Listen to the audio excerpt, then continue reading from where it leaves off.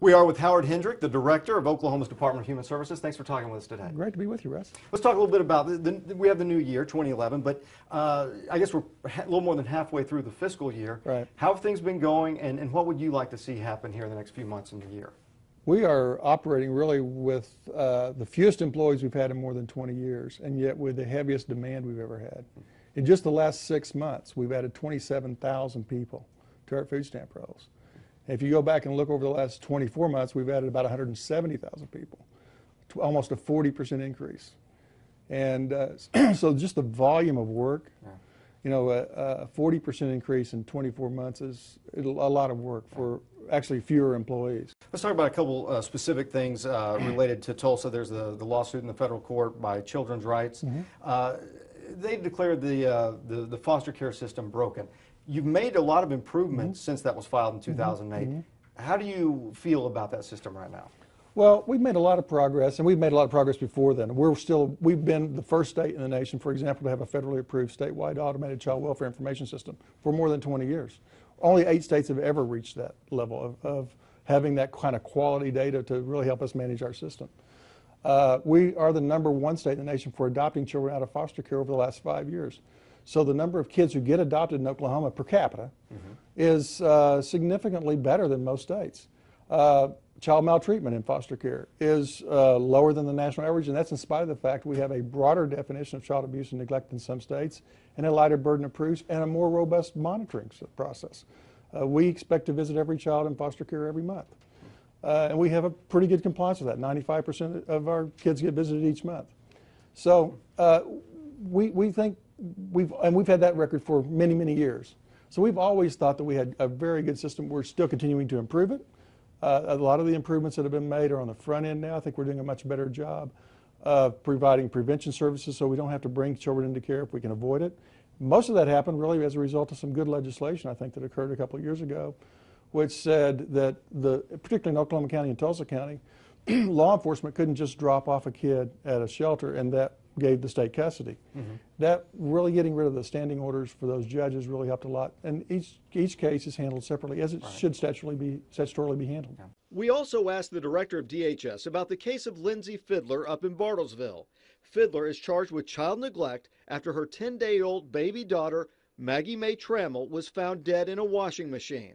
It's a case DHS knows well. DHS had been out there a number of times, was not taken out of the home. Some people think, well, how can that happen? Well, there's a lot more to that story than what you probably are aware. I mean, that story, the workers who did that work were very good workers, and you had other adults in that home, and you had other kids in the home. This was not her first kid. Right. And so you had lots of people in that home that could have told us if there was a problem, and those people were interviewed. So, there's hardly any way to really predict human behavior when you're out there actually looking at it anyway. So the reality in terms of making those calls, nobody's going to be perfect 100% on that anyway. I'm not sure you could have predicted that one. Anybody could have predicted that one. The challenge, though, really is appreciating how the system works. I think sometimes there's a misunderstanding that DHS makes these calls. Really, that's not true. We make recommendations. And whether we recommend that the child be removed or not removed, regardless of our recommendation, those recommendations go to the district attorney. The district attorney then takes that recommendation to the judge, and the judge decides whether there's going to be an order issued or not issued. So we don't remove any kids without a court order. So there's a lot of checks and balances on whether the DHS is making a decision for removal or not. So we may make a recommendation that the child be removed, and the DA may not agree with it. We might recommend that a child not be removed, and the DA may say, no, I think this child should be removed. Right. So we make recommendations, and for the most part, the district attorneys do follow our recommendations, and for the most part, the courts follow our recommendations. But they have independent checks and balances, and if they want more information, we may have to go out and get more information. But I think a lot of times people just say, well, DHS decided this. Not really. We prepared a report, we did an assessment, we made a recommendation, and that recommendation was followed or not followed. And when it's followed, okay, we all agreed that this was the right thing to do. It wasn't just DHS unilaterally making a decision. When there are cases where it appears that there's drug abuse in a home, do you guys do any counseling with those kinds of people, or you just make your recommendation and then you're done with it? we don't actually deliver counseling services, but we do make referrals to people who need counseling services for substance abuse. And those are difficult cases because what you have to ascertain is whether or not the addiction is an addiction that impairs the safety of the child. And those are what really gets into difficult assessments because, we could be looking at a lot of prescription drugs or something else, that in lots of families' homes where we would never be able to take care of it all. But are there other responsible adults in the home that can take care of the child? Are there other circumstances to where we know that this child's going to be safe? It's really about child safety. And just moving forward as we start to look at the year, and hopefully we'll never have another case like that again. But from time to time, there are things that come up. Sure. How do you address those? You try to look at these cases and learn from them? Absolutely. Yeah, we do all the cases that have any kind of significant adverse effect. We look at those. We also celebrate our successes too.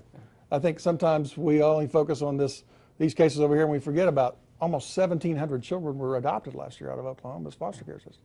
It's unprecedented. So, and we reunified more kids than even that with their families. So a lot of families get their children back, and these children do well in those homes.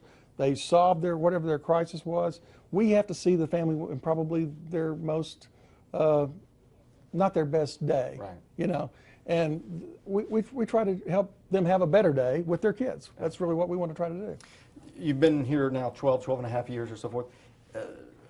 Is this one of the most difficult times budget-wise, or have there been other times that have been just as trying as this? This is the most difficult in terms of the volume of demand for services at the same time. Is that economy related, do you think? It is, and it's not just the demand for the services, but it's also we have cost pressures. At the same time, we have a contracting amount of gross dollars with which to spend, and if we're not careful, we can lose not just the state dollars that are not going to be there, we'll lose the federal match on those dollars. And so we actually have a faster snowball effect in a downward economy if we're not careful than we would normally have. So for example, last year we received a lot of criticism because we had to make a difficult decision about senior nutrition sites. And we made that decision primarily because we didn't lose any federal funds by making that choice. We could keep a lot of the federal funds for senior nutrition in home delivered meals if we made those cuts, but we couldn't cut both. If we cut the other, we'd lose a lot more meals that were being home delivered. So very hard choice. No, we didn't want to do that.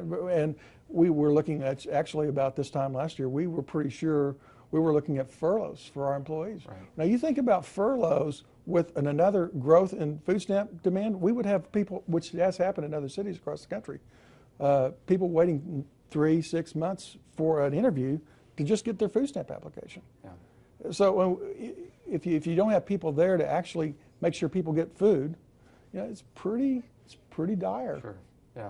Tough times right The now. good news, I think, in that though, is that even though we had 615,000 people on food stamps in December, the most we've ever had in any state in state history, any month in state history, we had 180,000 people who were not on food stamps in December, who had been on food stamps for at least 1 month in 2010.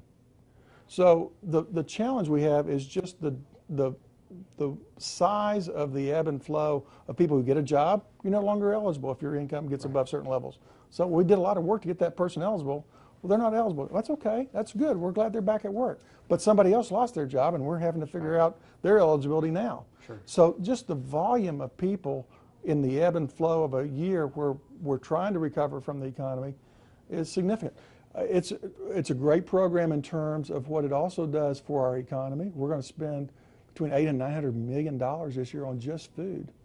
And the average benefit is only about $4.20 per person per day. So nobody's really getting rich, right, on just delivering the food. And yet we're delivering, $200 or $300 million more in food than we did 3 years ago. Okay. So it's really a lot. People are doing an incredibly good job. We've won the award for the top performing state in our region for each of the last 4 years for administering that program, and it's a tremendous challenge to really keep that going at that level when you have less people and even more people coming in the door. Howard Hendrick, thanks for joining It's us great to be today. with you, Russ.